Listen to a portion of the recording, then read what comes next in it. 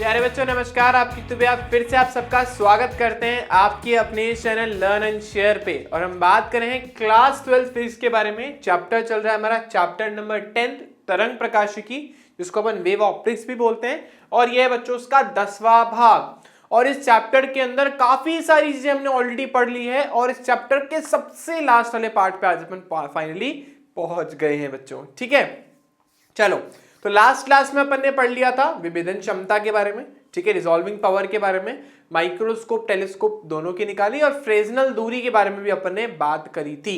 तो आज जो अपन पढ़ने वाले हैं वो एक बहुत ही नया टॉपिक है इस चैप्टर का, जिसको अपन बोलते हैं प्रकाश का ध्रुवण। इंग्लिश में इसको बोलते हैं पोलराइजेशन ऑफ लाइट। इसको अपन बोलते हैं पोलराइजेशन ऑफ लाइट, प्रकाश का ध्रुवण। इसको समझने से पहले अब थोड़ा सा नजर करते हैं। हमने जहां से चैप्टर स्टार्ट करा था वो थी हाइगन्स की थ्योरी। हाइगन ने अपनी थ्योरी में दो बातें बोली। तो हाइगन्स ने हाइगन के सिद्धांत के अंदर उसने दो बात बोली थी। पहली बात तो ये बोली थी कि जो तरंगे होती हैं वो कैसी तरंगे होती हैं, वो हमारे पास यांत्रिक तरंगे होती हैं। ठीक है ना। उन्होंने बोला भाई प्रकाश जो तरंग के रूप में चल रहा है और वो तरंगे कौन सी है, यांत्रिक तरंगे। तो लोगों ने बोला यार यांत्रिक तरंगों तो चलने के लिए, मैकेनिकल वेव्स को चलने के लिए तो माध्यम की जरूरत पड़ती है। तो इसलिए उनकी थ्योरी को लोगों ने गलत माना। पर उन्होंने क्या बोला, उन्होंने बोला हमारे चारों तरफ हर जगह हर वस्तु के अंदर इस जो हमारा सन और अर्थ है उसके बीच में वैक्यूम जो है वहां पर भी एक माध्यम एग्जिस्ट करता है और उस माध्यम को उन्होंने नाम दिया था ईथर। आई गेस सबको याद हो गए, मैं पढ़ा चुका हूं ऑलरेडी। उसके लिए उन्होंने बोला था जो माध्यम हमारे चारों तरफ फैला हुआ है उसका नाम क्या है, ईथर। और क्योंकि हमारी यांत्रिक तरंगों को एक माध्यम की आवश्यकता होती है तो माध्यम हमें यहाँ पे कौन प्रोवाइड करवाता है, ईथर। लेकिन उसके लिए कोई वैलिड रीजन उनके पास नहीं था, बस उन्होंने बोल दिया ऐसे हाइपोथेसिस करके बोल दिया यार ईथर नाम का एक माध्यम है जो हर जगह फैला हुआ है। दूसरी बात उन्होंने क्या बोली, दूसरी बात उन्होंने बोली कि जो तरंगे किस नेचर की होती है बच्चों, ये अनुदैर्ध्य तरंगे होती हैं। अनुदैर्ध्य तरंगे होती हैं। अनुदैर्ध्य तरंगे याद होगा सबको, क्लास 11 में पढ़कर आए हो। जैसे अगर तरंग इस दिशा में जा रही है तो जो वाइब्रेशन होंगे पार्टिकल के वो इसी के अंदर आगे पीछे होंगे। मतलब अगर तरंग इधर जा रही है तो इधर इधर इधर इधर इधर इधर इधर इधर इधर इधर इधर इधर इस तरीके से, मतलब पार्टिकल आगे पीछे गति करता रहेगा, दोलन करता रहेगा। तो ये दो बातें उन्होंने अपनी पूरी की पूरी जो सिद्धांत था उसके अंदर बोली थी। पहली बात जो तरंगे हैं वो कैसी होंगी, तरंग सिद्धांत तो उन्होंने दिया ही था। पहली बात उन्होंने क्या बोली थी कि तरंगे यांत्रिक तरंगे हैं, और दूसरी बात उन्होंने बोली थी कि जो तरंगे वो अनुदैर्ध्य तरंगे हैं। लेकिन ये दोनों बातें ही गलत थी। उनका जो पूरा का पूरा लॉ है तरंगों का वो फेल इसलिए हुआ क्योंकि उन्होंने ये दो बातें गलत बोली थी। पहली बात तो उन्होंने बोली थी कि जो तरंगे हैं यांत्रिक तरंगे हैं, जबकि ऐसा है ही नहीं।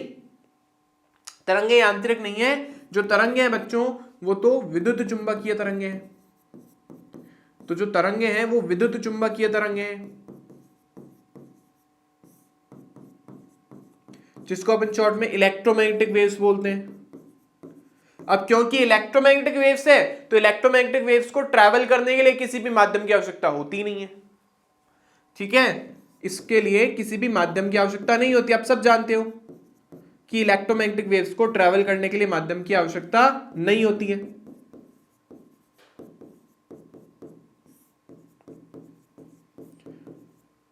तो उन्होंने जो बात बोली थी कि जो तरंगे हैं वो अनुदैर्ध्य नेचर की होनी चाहिए, वो भी बात गलत थी, क्योंकि यहाँ पे तरंगे अनुदैर्ध्य नेचर की नहीं होती, यहाँ पे तो अनुप्रस्थ तरंगे होती हैं। और अनुप्रस्थ तरंगे जो होती है बच्चों वो हमेशा अगर लाइट यूं चल रही है, मतलब कोई भी अगर तरंग ऐसे चल रही है तो वाइब्रेशन ऐसे ऐसे ऐसे ऐसे ऐसे मतलब उसके लंबवत होंगे। तो उन्होंने बोला, आगे जो हमारे साइंटिस्ट हैं उन्होंने बोला कि इनकी बात में करेक्शन है। पहली बात तो तरंगे तो हैं लेकिन ये यांत्रिक नहीं है, ये विद्युत चुंबकीय तरंगे हैं। विद्युत चुंबकीय तरंगों में जो कण होता है वो विद्युत क्षेत्र और चुंबकीय क्षेत्र की दिशा में गति करता है, ऐसे वाइब्रेशन करता है। जैसे अगर तरंग संचरण की दिशा ये है, अगर हमारे तरंग संचरण की दिशा ये है तो उसमें एक पार्ट विद्युत क्षेत्र का होगा, मतलब जिसको अपन ई से रिप्रेजेंट करते हैं, ये विद्युत क्षेत्र को बता रहा है, और एक पार्ट इसका चुंबकीय क्षेत्र होगा जिसको अपन ग्रीन कलर से बता देते हैं, जो इसके लंबवत है। तीनों एक दूसरे के लंबवत ही है। बेसिकली आपको 3D में डायग्राम समझ आ ही रहा होगा, एक बाहर की तरफ है, एक ऊपर की तरफ है और एक इधर की तरफ है। और ये हमारा चुंबकीय क्षेत्र है। चुंबकीय क्षेत्र से विद्युत क्षेत्र, विद्युत क्षेत्र से चुंबकीय क्षेत्र उत्पन्न होता है, और इस तरीके से हमारी इलेक्ट्रोमैग्नेटिक वेव्स जो होती है वो आगे की तरफ ट्रैवल करती है। फर्स्ट बुक का लास्ट चैप्टर यही बोलता है। तो ये तो बहुत बड़ी गलतियां थी जिसकी वजह से हाइगन्स का सिद्धांत फेल हो गया था, और ये दो करेक्शन से जो उनके सिद्धांत में किए गए, तब जाके बात प्रूफ हुई कि भाई प्रकाश जो है ना उसका तरंग नेचर वैलिड है, जब ये दो बातें हम मान के चलते हैं तो। ठीक है, तो बच्चों इस पार्ट में यानी पोलराइजेशन ऑफ लाइट के अंदर, प्रकाश के ध्रुवण के अंदर एक्चुअली हमें क्या पढ़ना है कि हमारा जो प्रकाश है वो कैसे गति कर रहा है। प्रकाश अगर ऐसे गति कर रहा है तो उसके कण उसके लंबवत गति कर रहे होंगे। यानी अगर हमारा प्रकाश जो है, अच्छा यहां पे हम सिर्फ कौन से कंपोनेंट लेके चलेंगे, विद्युत क्षेत्र वाले, चुंबकीय क्षेत्र वाले नहीं लेके चलेंगे। तो हमने बोला कि अगर प्रकाश इस तरफ गति कर रहा है तो जो कण है वो इसके जो लंबवत प्लेन होगा, इस तरीके का एक तल जो होगा, उसमें कहीं पे भी वाइब्रेशन कर सकते हैं। मतलब उनका वाइब्रेशन ऐसे भी हो सकता है, इनका वाइब्रेशन ऐसे भी हो सकता है, ऐसे भी हो सकता है, ऐसे भी हो सकता है, ऐसे भी हो सकता है, कहीं पे भी हो सकता है। मतलब मान लो अगर तरंग ऐसे चल रही है और मेरा ये सेलफोन है, ये एक प्लेन है, मान लो ये प्लेन है जो कि क्या इसके लंबवत है, देख लो जैसे ये हमारा मेरा सेलफोन और ये तरंग की दिशा है ना, बहुत स्लिपरी हो रहा है ये। हाँ देखो, तो ये तरंग, ये हमारा प्लेन है जिसके अंदर वाइब्रेशन है। अब वाइब्रेशन ऐसे भी हो सकते हैं, ऐसे भी हो सकते हैं, ऐसे भी हो सकते हैं, ऐसे भी हो सकते हैं, कैसे भी हो सकता है। मतलब कण ऐसे ऐसे गति कर सकता है, ऐसे ऐसे गति कर सकता है, ऐसे ऐसे गति कर सकता है, ऐसे ऐसे गति कर सकता है, कैसे भी कर सकता है, इस प्लेन में करेगा। और ये तरंग संचरण की दिशा की क्या होगा बच्चों, लंबवत होगा। मतलब तरंग यहां चल रही है तो वाइब्रेशन इस प्लेन में कहीं भी हो सकते हैं। इस तरीके के प्रकाश को अपन बोलते हैं अध्रुवित प्रकाश। और यहां पे हम ऐसा मान के चल रहे हैं कि जो कण है वो सिर्फ और सिर्फ किस में गति कर रहा है, विद्युत क्षेत्र में। चुंबकीय क्षेत्र को अभी अपने यहाँ पे इंक्लूड नहीं कर रहे हैं। तो ये हो गई तरंग संचरण की दिशा, तरंग संचरण की दिशा, और ये है हमारा जिस प्लेन में, जिस तल में हमारा तरंग जो क्या कर रहा है, दोलन कर रहा है, गति कर रहा है। ठीक है ना, तो ये हमारे पास हो गया दोलन तल। ठीक है ना, ऑसिलेटिंग प्लेन। ये प्लेन है, जैसे मैंने आपको सेलफोन से बताया, ऑसिलेटिंग प्लेन है जिसमें हमारा जो तरंग है वो क्या कर रहा है, हमारा जो कण है वो क्या कर रहा है, वाइब्रेशन कर रहा है, और वो इसके क्या है, लंबवत है। मतलब अगर तरंग यूं चल रही है, ये ऑसिलेटिंग प्लेन है, देखो इस तरीके से, कहां गया, इस तरीके से है, तो वाइब्रेशन ऐसे ऐसे ऐसे ऐसे ऐसे ऐसे ऐसे ऐसे कैसे भी हो सकता है, बस वो इसके क्या होना चाहिए, लंबवत होना चाहिए। अगर वो इसकी लंबवत है तो हम बोलेंगे कि वो कौन सा हमारा जो हमारा तरंग है या जो हमारा प्रकाश है वो कैसा प्रकाश है, अध्रुवित प्रकाश। अध्रुवित प्रकाश है। ये कैसा प्रकाश है, अध्रुवित प्रकाश में जिसके अंदर हमारा दोलन जो है इस प्लेन में किसी भी डायरेक्शन में हो सकता है, बस वो होना इस प्लेन में चाहिए। ठीक है, तो आई होप ये बात सबको क्लियर हो गई होगी कि किस बारे में अपन पढ़ रहे हैं। हम पढ़ रहे हैं प्रकाश के बारे में, प्रकाश के विद्युतीय घटक के बारे में बात कर रहे हैं, और कण विद्युत क्षेत्र में तरंग संचरण की दिशा के लंबवत गति कर रहा है, लेकिन किसी भी डायरेक्शन, लेकिन इस प्लेन में। इस प्लेन का नाम है ऑसिलेटिंग प्लेन, दोलन प्लेन, ध्रुवित तल बोल सकते हो आप, ध्रुवण तल। तो बच्चों यहां पर हमारे पास कुछ मटेरियल है जिसका यूज करके हम इस अध्रुवित प्रकाश को ध्रुवित कर सकते हैं। अब ये अध्रुवित प्रकाश को ध्रुवित करने का क्या मतलब होता है, पहले उसको समझते हैं, फिर वापस इन मटेरियल्स पे आएंगे। चलिए देखिए, ये एक फिगर है बच्चों, ये जो आपको सामने दिख रहा है इसको बोलते हैं पोलराइड, इसको बोलते हैं अपन पोलराइड। पोलराइड एक ऐसा मटेरियल होता है जिसके अंदर आपके क्रिस्टल जो होते हैं वो कुछ इस तरीके से अरेंज होते हैं कि सबका अक्ष एक दूसरे के समांतर हो। जैसे क्रिस्टल है, इस क्रिस्टल में सबका, देखो ये जैसे क्रिस्टल है तो क्रिस्टल के अंदर सबका जो क्रिस्टल का सबका जो तल है, जो प्लेन है, वो सबका क्या होगा, एक दूसरे के समांतर होगा। ठीक है, अक्ष सबका सेम होगा। तो क्या होगा, ये हमारे पास एक अध्रुवित प्रकाश है। जैसे किसी बल्ब से, सूरज के प्रकाश से हमने प्रकाश निकाला तो वो अध्रुवित प्रकाश है, क्योंकि कण किसी भी दिशा में उस तल में कहीं पर भी वाइब्रेट कर सकता है। अगर हम इसको एक पोलराइड से पास करवाते हैं तो ये पोलराइड क्या कर देता है, जो भी वाइब्रेशन, जो भी आप ऐसा बोल सकते हो दोलन इसके समांतर हो, जैसे ये इसका प्लेन ऐसा है, ठीक है ना, ये रहा इसका अक्ष ऐसे है, ऐसे अक्ष, तो जो भी तल मतलब वाइब्रेशन ऐसे ऐसे ऐसे ऐसे ऐसे होंगे वो इसमें से क्रॉस कर जाएंगे। जो इसके लंबवत रहे होंगे, कैसे भी रहे होंगे, देखो सबके सब इसके लंबवत है, चाहे ऐसा रहा हो, चाहे ऐसा रहा हो, चाहे ऐसा रहा हो, भाई देखो समझो, जैसे ये इसका प्लेन का तल है ना, और अगर पार्टिकल जो है मतलब जो अध्रुवित प्रकाश आ रहा है, अगर उसके वाइब्रेशन इसके ऊपर नीचे ऊपर नीचे ऊपर नीचे तो घुस जाएंगे आराम से, लेकिन अगर इसके लंबवत है क्लैश, इधर है क्लैश, कहीं पर भी वो क्लैश हो जाएगा। बस जो वाइब्रेशन, जो दोलन इसके समांतर हैं वो इसमें से क्रॉस करके आराम से निकल जाएंगे। एक और अच्छे एग्जांपल से मैं आपको समझाता हूं। मान लो बच्चों ये हमारे पास एक कार्डबोर्ड है, और कार्डबोर्ड में मैंने क्या करा, एक झिर्री बना दी छोटी सी, क्या करा अपन ने, एक झिर्री बना दी इस तरीके से, है ना। ये कार्डबोर्ड लिया मैंने, मान लो मेरा सेलफोन है, कार्डबोर्ड है, और मैंने इसमें से क्या कर दी, एक झिर्री बना दी, इस तरीके से एक झिर्री बना दी। अब मैंने क्या करा, मैंने एक रस्सी ली और उस रस्सी में मैंने वाइब्रेशन प्रोड्यूस करवाया, समझना, उस रस्सी में मैंने वाइब्रेशन प्रोड्यूस करवाया कुछ इस तरीके से। आपको क्या लगता है, क्या वाइब्रेशन में से पास हो जाएंगे, आराम से हो जाएंगे, क्योंकि जो वाइब्रेशन कर रही रस्सी, मान लो ये मेरे हाथ में रस्सी है और इस रस्सी को मैंने एक पास करवाया इस तरीके की एक विंडो से, और उस विंडो में इस तरीके से मैंने होल कर रखा है, मैंने ऐसे ऐसे ऐसे ऐसे करा, वाइब्रेशन पास हो जाएंगे, ऐसे ऐसे ऐसे ऐसे कर रहा हूं, वाइब्रेशन पास हो जाएंगे। क्यों, क्योंकि इसके वाइब्रेशन जो है वो इस झिर्री के समांतर है। अब मान लो मैंने वाइब्रेशन ऐसे लेने के बजाय कैसे ले लिए,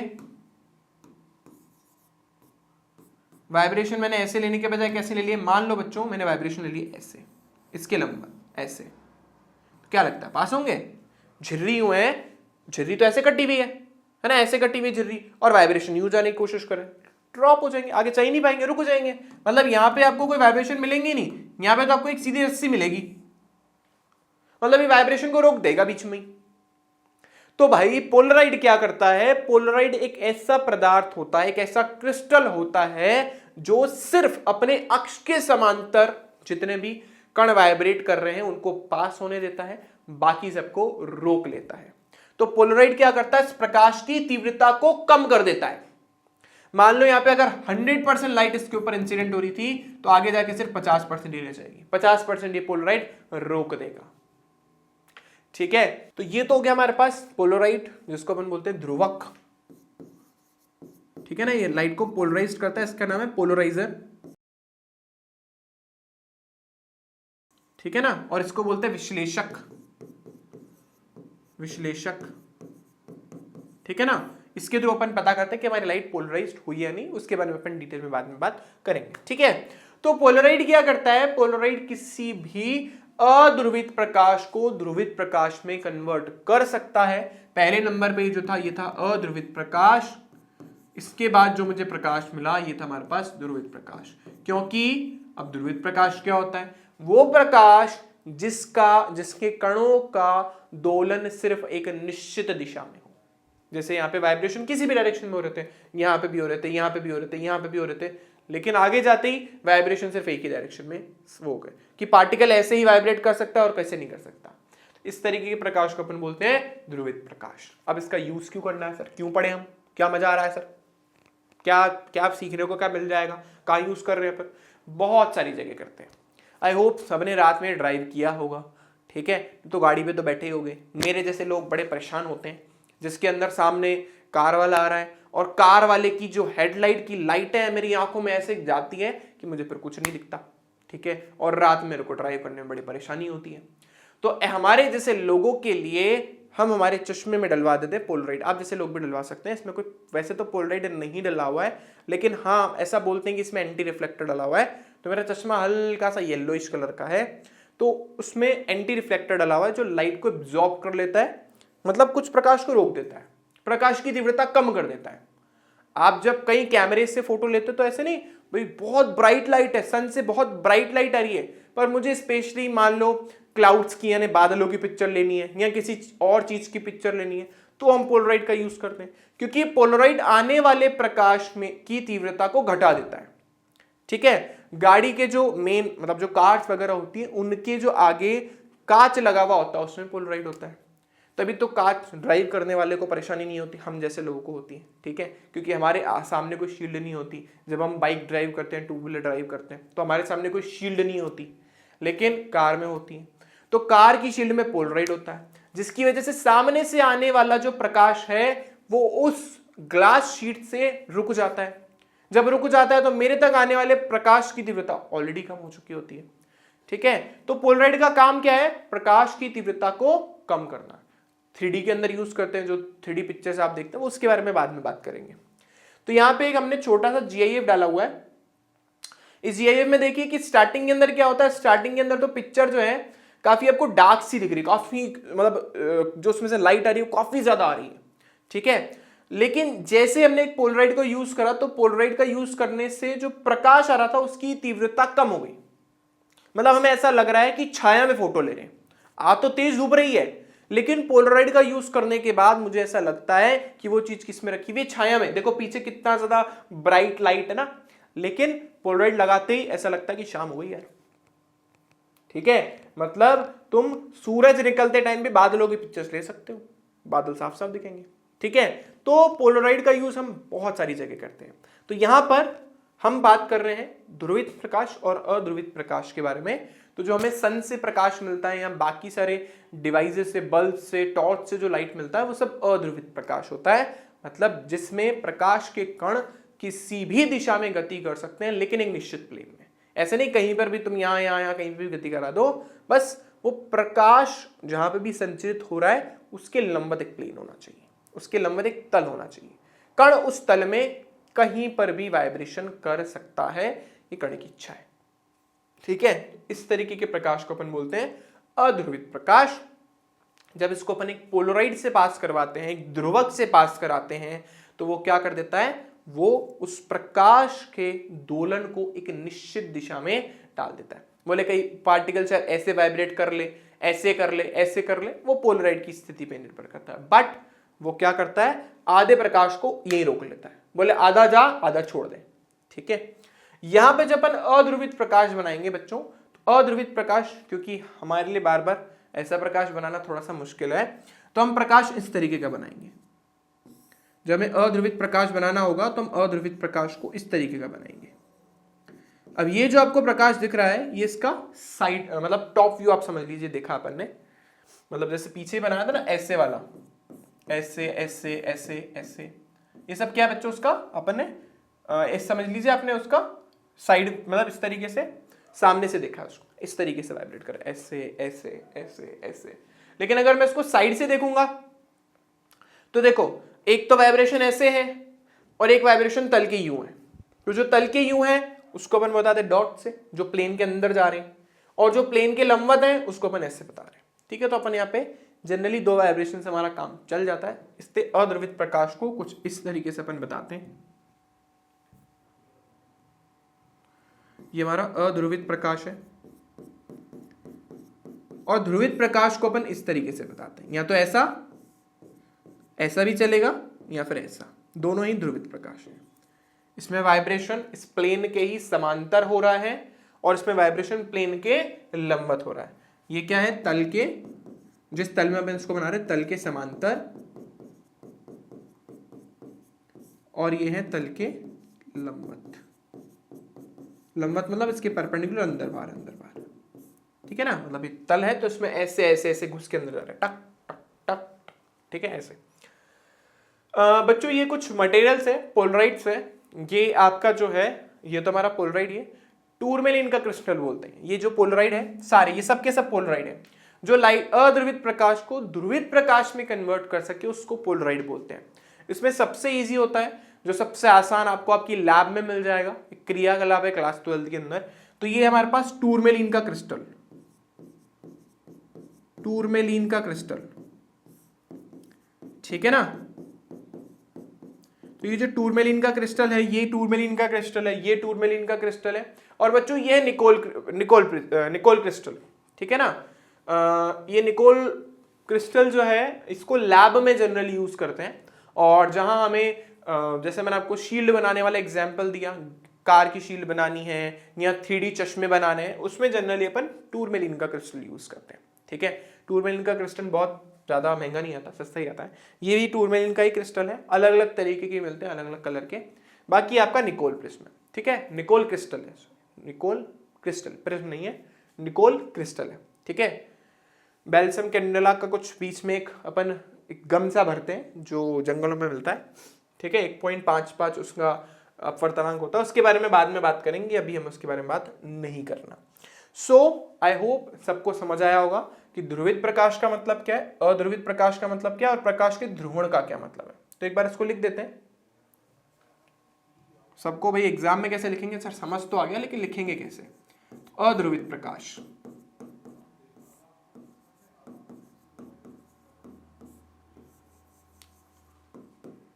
यदि प्रकाश के कण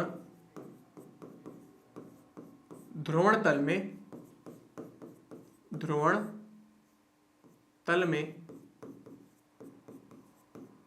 सभी संभव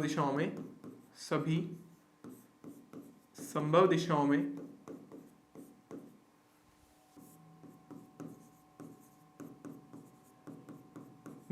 में दोलन करता है या कंपन करता है, दोलन करता है, तो उसे अध्रुवित प्रकाश कहते हैं। ठीक है, ये हमारी पहली डेफिनेशन।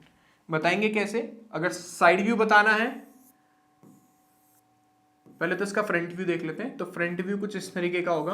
ये दोलन को बता रहा है बच्चों, ठीक है, ये दोलन को बता रहा है। और जो ध्रुवण तल होगा वो इसके इस तरीके से कुछ होगा। आई होप मेरी बात आप समझ पा रहे हो। ये यू है और ये यू है। ठीक है, तो ये हमारे पास तरंग संचरण की दिशा है।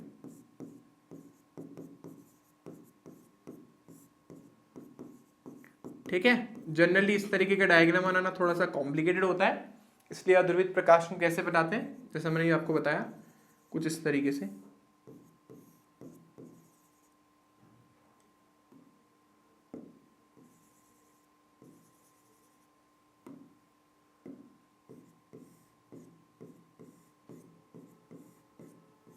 इस तरीके से कुछ बताते हैं अपन। ठीक है ना, इस तरीके से अपन प्रकाश को बता सकते हैं। ये हमारे तरंग संचरण की दिशा हो गई। ठीक है ना, ये हमारे तरंग संचरण की दिशा है।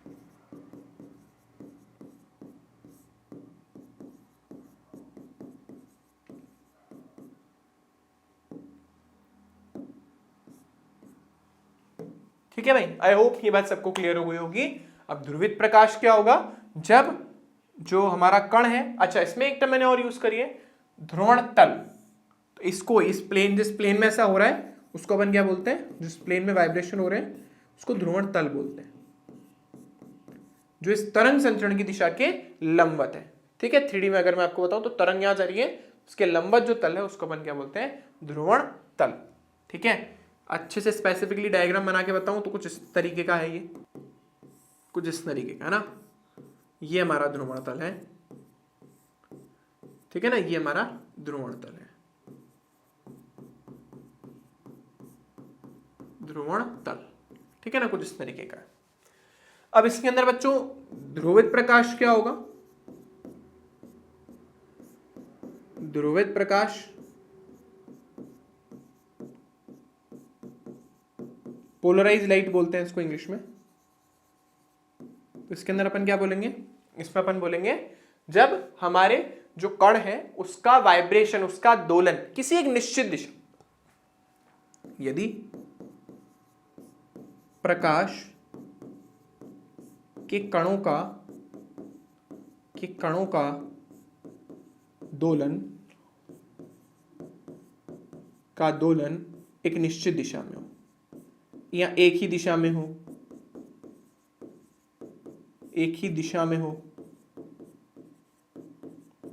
ठीक है ना, तो उस तरीके के प्रकाश को अपन बोलते हैं ध्रुवित प्रकाश। और ध्रुवित प्रकाश हमारा कैसा दिखेगा, या तो ऐसा देखेंगे अपन, या तो ऐसा,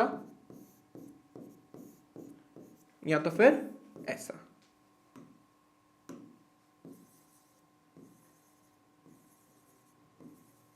ये तल के समांतर है, ये तल के समांतर है और ये तल के लंबवत है। ठीक है, ये तल के लंबवत है।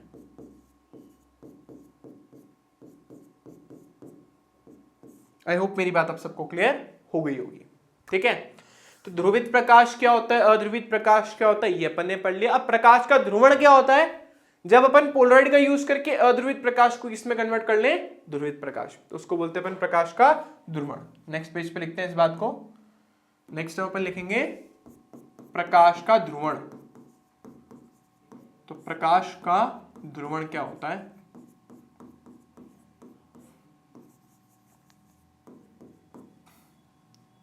हम यहां पे लिखेंगे यदि एक पोलराइड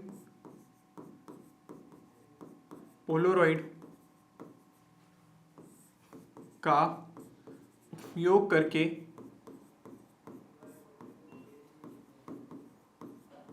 किसी अध्रुवित प्रकाश को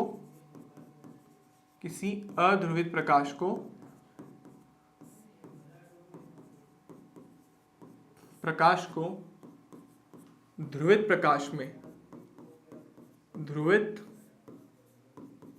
प्रकाश में परिवर्तित कर दिया जाए,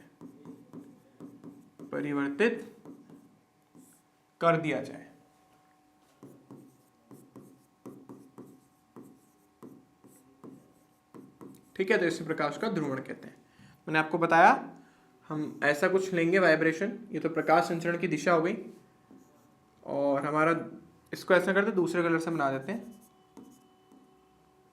तो प्रकाश संचरण को तो ऐसे बता देते हैं और वाइब्रेशन को कुछ इस तरीके से।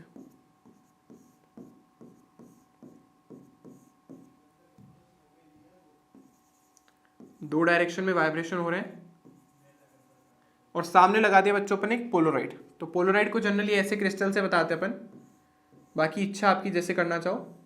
बस इसका क्योंकि एक अक्ष जैसा मैंने आपको बताया था वो होता है, तो अक्ष आप इस तरीके से बना दीजिए। जैसे मान लीजिए हमने ऐसा अक्ष बनाया इसका, तो ये इसका अक्ष हो गया, ध्रुवण अक्ष हो गया ये इसका। ठीक है ना, ध्रुवण अक्ष है। तो जो इसके समांतर है, जो भी प्रकाश के वाइब्रेशन इसके मतलब समझ लो ना, झिर्री है कुछ इस तरीके से।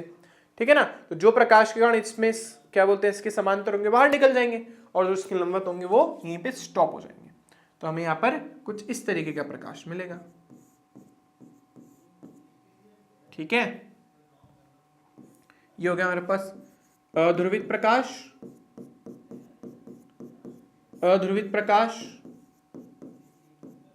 ये मतलब पोलराइड है ही, जो जनरली टूरमेलिन का क्रिस्टल होता है। ठीक है ना, निकोल क्रिस्टल भी हो सकता है, और भी बहुत सारी तरीके हैं इसको ध्रुवित करने के। और ये हमारे पास हो गया ध्रुवित प्रकाश, और ये हमारे पास तरंग संचरण की दिशा तो है ही, इस दिशा में तरंग संचरण होना है। तो तरंग संचरण की दिशा।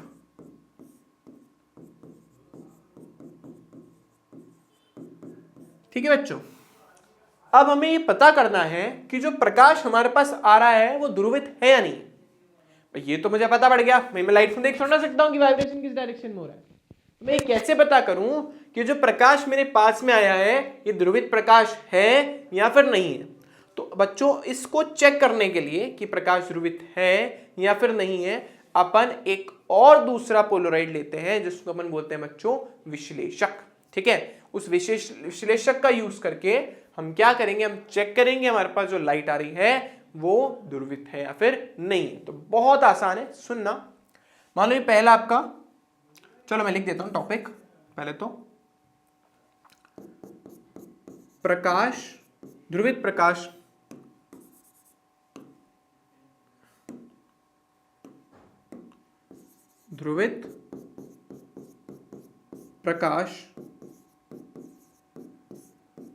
की जांच कैसे करेंगे, कि कैसे पता करेंगे कि वो हमारे पास प्रकाश ध्रुवित हुआ या फिर नहीं हुआ है। ठीक है, तो हम क्या करेंगे, यही सेम सिस्टम बनाएंगे जैसे पहले बनाया था, बस सामने एक विश्लेषक और लगा देंगे। ठीक है, और विश्लेषक क्या करेगा, बस ये चेक करेगा कि प्रकाश ध्रुवित हुआ या फिर नहीं हुआ है।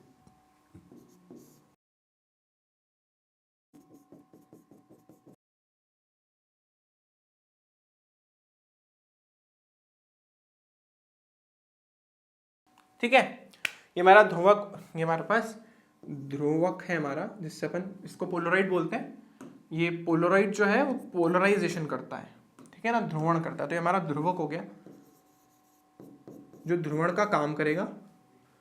और आगे अपन एक और क्रिस्टल लगाएंगे और ये हमारा विश्लेषक है। ये हमारा पास क्या है, विश्लेषक है। और मान लो इसमें भी जो तल है कुछ इस तरीके से है। अब समझना बच्चों, तो मान लो बच्चों ये हमारे पास ध्रुवक था, ठीक है ना, इससे लाइट पोलराइज होके आ गई है। अब मेरे पास लाइट पोलराइज होके आई है, हमारे पास एक और टूरबिन का क्रिस्टल है जिसको अपन विश्लेषण की तरह यूज करें। अब लाइट इसमें से आ गई, इसका काम हो गया लाइट को पोलराइज करने का। अब मैंने देखा यार दोनों का तल समांतर, लाइट आ रही है मैक्सिमम इंटेंसिटी से। अब मैंने धीरे धीरे इसको घुमाना स्टार्ट करा। मैंने देखा प्रकाश की तीव्रता कम हो रही है, ऐसा करते ही जब दोनों एक दूसरे के जस्ट क्या हो 90 डिग्री, क्योंकि इसके तल के जो अक्ष है वो ऐसे हैं और इसके भी जो था हमारे पास, जैसा मैंने बोला था, इसके भी हमारे पास ऐसे ही थे। तो जब दोनों एक दूसरे के लंबवत हो गए तो हमें कोई भी प्रकाश नहीं मिलेगा। तो मतलब जब हमने धीरे धीरे इसको घुमाना स्टार्ट करा विश्लेषक को, और अगर प्रकाश की तीव्रता धीरे धीरे कम होने लग जाए और जब दोनों एक दूसरे के लंबवत हो और प्रकाश की तीव्रता कितनी हो जाए, 0, यानी मुझे कोई भी लाइट नहीं दिख रहा, सब कुछ डार्क है, सब गायब। इसी तरीके से वापस मैंने इसको आगे और फर्दर घुमाना स्टार्ट करा, धीरे धीरे प्रकाश की तीव्रता बड़ी, फिर जब दोनों एक दूसरे के समांतर हो गए फिर मैक्सिमम हो गई, ठीक है। फिर वापस इसको कॉन्टिन्यूसली मैंने घुमाया, फिर धीरे धीरे कम होने लग गई, 90 डिग्री होते वापस 0 हो गई। फिर वापस मैंने घुमाना स्टार्ट करा, फिर वापस धीरे धीरे बढ़ी, जब दोनों समांतर हो गए तो अधिकतम हो गई। तो एक पूरे चक्कर में 2 जगह इसका मान अधिकतम था और 2 जगह इसका मान 0 था। तो अगर ऐसा हो कि प्रकाश की तीव्रता पहले तो धीरे धीरे कम हो जाए, जब दोनों एक दूसरे के 90 डिग्री पे हो जाए तो 0 हो जाए, और फिर वापस घुमाने पर धीरे धीरे बढ़ने लग जाए, तो हम बोलेंगे कि जो प्रकाश है ध्रुवित प्रकाश है। अगर ऐसा ना हो रहा हो तो तुम बोलोगे कि प्रकाश ध्रुवित नहीं है। तो विश्लेषक का काम क्या है, विश्लेषक का काम यही है, ये जो विश्लेषक है ये पता करेगा कि प्रकाश ध्रुवित होके आया है या फिर नहीं आया है, ठीक है। तो आई होप ये बात सबको क्लियर हो गई होगी, सिंपल सी चीज है। तो हम बोलेंगे विश्लेषक को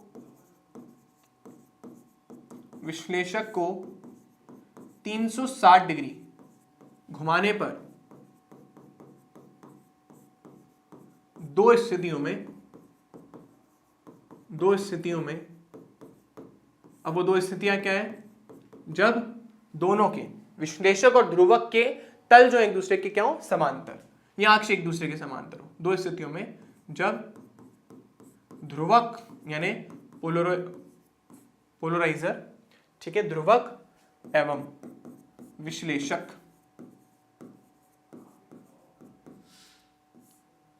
के अक्ष समांतर हो,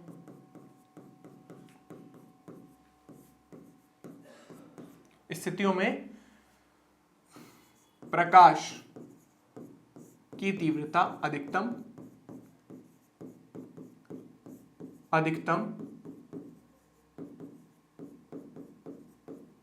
एवं 2 स्थितियों में, और वो 2 स्थितियां क्या हैं, जब दोनों एक दूसरे के लंबवत हो, जब ध्रुवक व विश्लेषक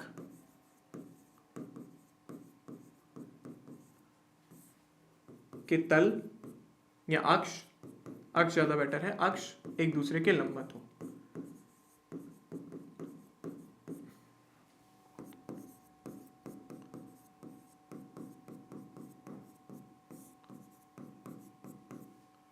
प्रकाश की तीव्रता 0 हो जाए, प्रकाश की तीव्रता 0 हो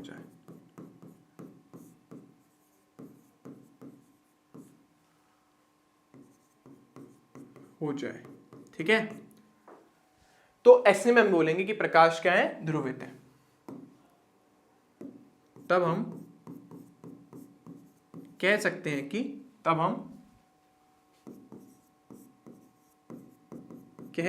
कि प्रकाश ध्रुवित है।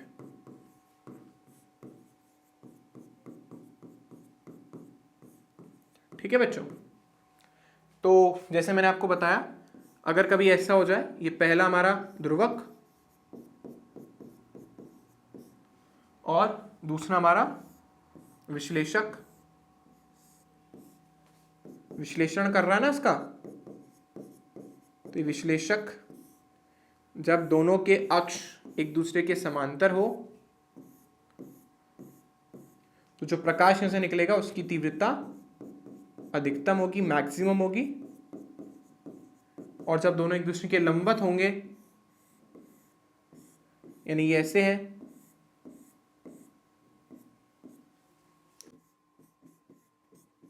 और ये इस तरीके से कुछ हो जाए ना, एक दूसरे के लंबवत हो जाए, तो उस केस में तीव्रता जो हमारे पास न्यूनतम या 0 होगी।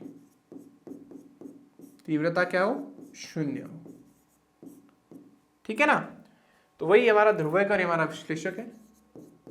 तो अपन बोलेंगे कि हमारा जो प्रकाश है वो क्या हो गया? ध्रुवित हो गया। ठीक है ना? विश्लेषक हो गया। तो आई होप बच्चों यहां तक सबको ये बात क्लियर हो गई होगी कि किस तरीके से अपन टेस्ट करेंगे कि प्रकाश जो हमारे पास आया है वो ध्रुवित है या फिर नहीं है। अब बच्चों मान लो किसी भी एक पोजीशन पे दोनों के बीच में कुछ कोण बन रहा है। मान लो ये ऐसे था और ये ऐसे, मतलब सीधा है तो ठीक है, अब मैंने थोड़ा सा टिल्ड कर दिया, समझ रहे हो मेरी बात? मतलब दोनों के बीच में कुछ ना कुछ कोण बन रहा है, तो मतलब प्रकाश तो मिलेगा लेकिन उसकी तीव्रता पहले से कम होगी, क्योंकि मैंने आपको बोला जब मैं इसको घुमाना स्टार्ट करता हूं तो धीरे धीरे तीव्रता कम होती जाती है और इस केस में बिल्कुल 0 हो जाती है। तो 0 से 90 के बीच में किसी भी कोण पर प्रकाश की तीव्रता कम हो जाती है। ठीक है, तो उसकी तीव्रता निकालने की कोशिश करते हैं अपन। तो मान लो ये हमारा पहला पोलराइड था जो क्या कर रहा है? प्रकाश को ध्रुवित कर रहा है, और जो दूसरा क्रिस्टल है वो, मतलब जो विश्लेषक है, वो थोड़ा सा टिल्ड हुआ है। अगर मैं डायग्राम बना के आपको बताऊं तो कुछ इस तरीके से है वो। ठीक है ना? कुछ इस तरीके से अपन ने कर दिया है, मतलब दोनों के बीच में कुछ ना कुछ कोण बन रहा है। ये इसका अक्ष है, ये इसका अक्ष है। ये किसका है? ध्रुवक का, और ये विश्लेषक का। तो दोनों के बीच में जो कोण कितना बन रहा है? थीटा। तो इस केस में समझना, जो प्रकाश इसमें से बाहर निकल के आएगा उसकी जो तीव्रता होगी, तीव्रता होती है इंटेंसिटी, वो डायरेक्टली प्रोपोर्शनल होती है cos स्क्वायर थीटा के। जब हम समानुपाती का चिन्ह हटाते हैं तो नियतांक आता है आई नॉट। आई नॉट होता है अधिकतम तीव्रता। आई नॉट क्या है? इसकी अधिकतम तीव्रता।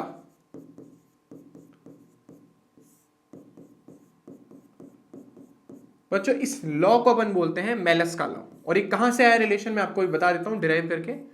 ये इसको लॉ को अपन बोलते हैं मेलस का लॉ या मेलस का नियम। हिंदी में मेलस का नियम, इंग्लिश में मेलस का लॉ। ठीक है ना? MELUS। तो मेलस का लॉ है हमारे पास। आया कैसे? हम सबने पढ़ा हुआ है कि जो इंटेंसिटी होती है प्रकाश की तीव्रता वो हमारे ए यानी आयाम के वर्ग के सीधे समानुपाती होती है। ये चीज हमने तरंग वाले चैप्टर में लास्ट क्लास में पढ़ी है। ए क्या है बच्चे? यहां पर आयाम। तो अब समझना, मैं कह रहा हूं जो प्रकाश इसमें से निकल सकता है, थोड़ा समझेंगे अच्छे से। मान लो ये प्रकाश है, इतना है, ये इतनी इसकी लेंथ है।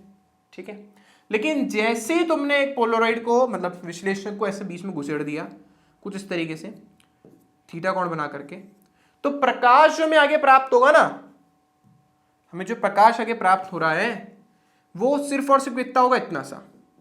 समझ रहे मेरी बात?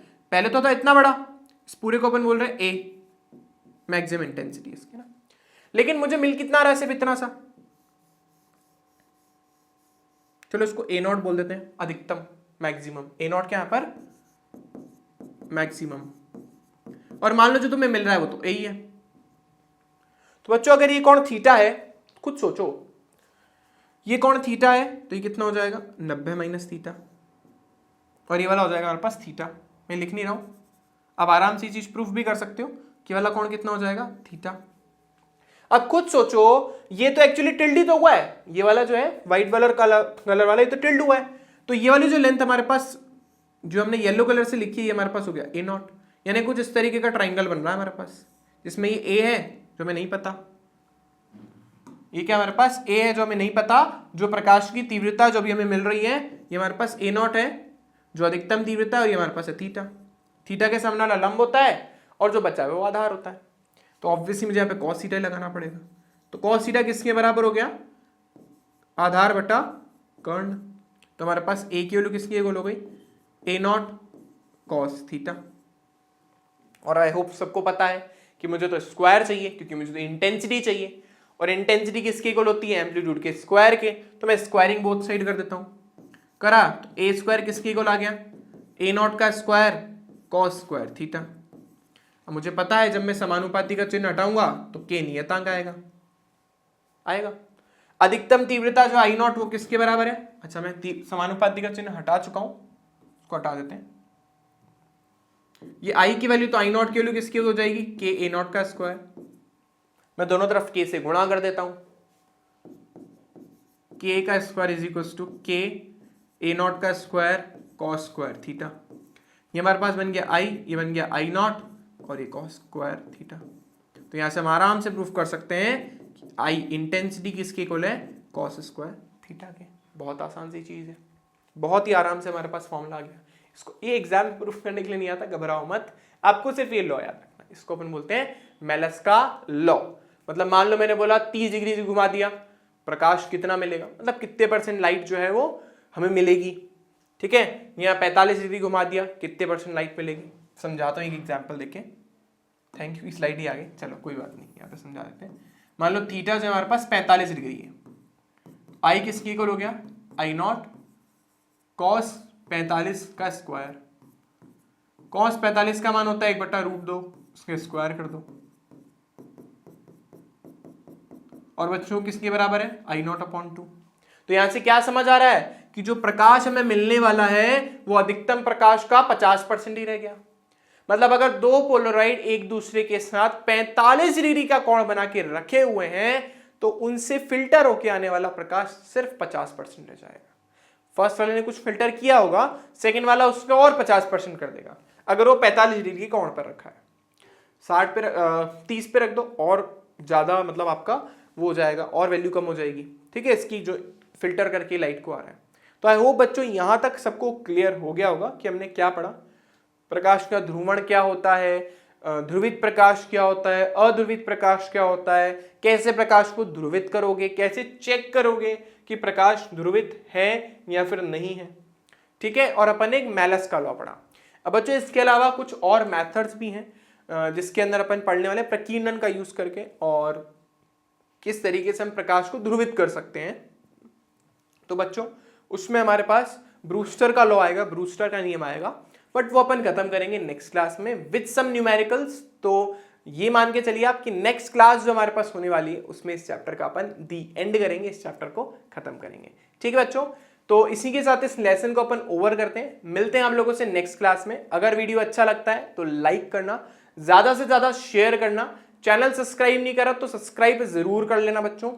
और साथ के साथ हमने 11th और 12th का पेड बैच स्टार्ट कर दिया है, तो आप लोगों में से जो जो इंटरेस्टेड है वो पेड बैच नीचे जो नंबर फ्लैश हो रहा है उस पर कॉल करके ले सकते हो।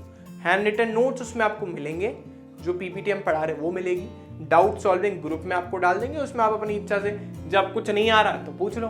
ठीक है, टीचर नहीं होता तो क्या करेंगे ना, जैसे भी स्कूल में भी जाते हो तो टीचर एक क्वेश्चन 2 क्वेश्चन पूछो तो भाई मैं नहीं बता रहा आपको जहाँ से, पर यहाँ पे आप जितने क्वेश्चन डालोगे उसका सोल्यूशन आपको मिल जाएगा। ठीक है बच्चों, चलिए मिलते हैं आप लोगों से नेक्स्ट क्लास में। Thank you for watching this video, bye bye.